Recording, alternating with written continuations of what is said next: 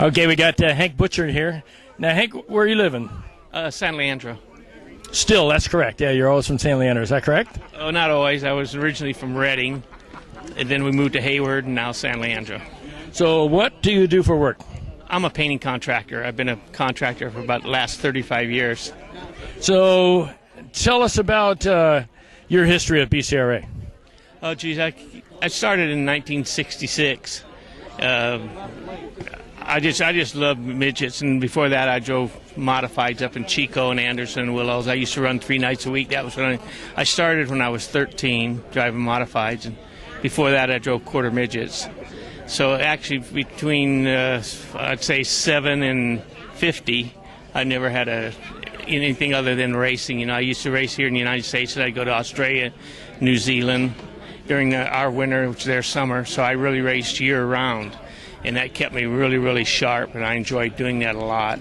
Made good money doing it. Okay, and you know Larry Laviata? Oh, yeah, Larry was, for a long, long time, he was one of our crew guys, and we enjoyed him. He's a hard-working young guy, and he's just a real close friend, real nice guy. Yeah, he's one of the crew chiefs on the 11X car in the Midget Lights now, and I'm having him work with other drivers that have problems struggling, and he's very, very good with people. Yes, he is. He's knowledgeable. He's real knowledgeable. Some, like he gets overamped, but yet he's very knowledgeable, Now, how many championships did you win? I don't know. A few. For BCRA? 4 or 5, I don't know. 4, I guess. I really can't remember. So you were one of those kids that all you wanted to do was race. Yeah, that's right. That's all I ever wanted to do. I mean, when I was, driving modifieds, I bought my first modified when I was 13, and that's all I did. I mean, I never did anything. I just focused 110% on racing, and that's the thing I think today where the young kids have a disadvantage. Their dad buys a car, they don't understand the cars, they don't focus. All they do is come here and play. And when you go see the races today, you can see it. I stand there, and halfway through the race, I'm ready to go home because the drivers are not 110% dedicated. I mean, you might have 2 drivers, and especially in the lights, I've watched them, and you might have 2 drivers that is really dedicated, and the rest are just out there playing, and they can't wait to get in the pits, and they get out of their cars, and they still continue to play. I can remember when I drove for Jack London. He was a real famous car owner, and I was a young kid at the time, and when I got out of the car, he told me to set my ass on the left rear tire and don't get up. Only time I got up is when we moved the car to put it on a starting line. I got back into it. He didn't tolerate that. He wanted you to pay attention, to watch at all times. None of this playing around.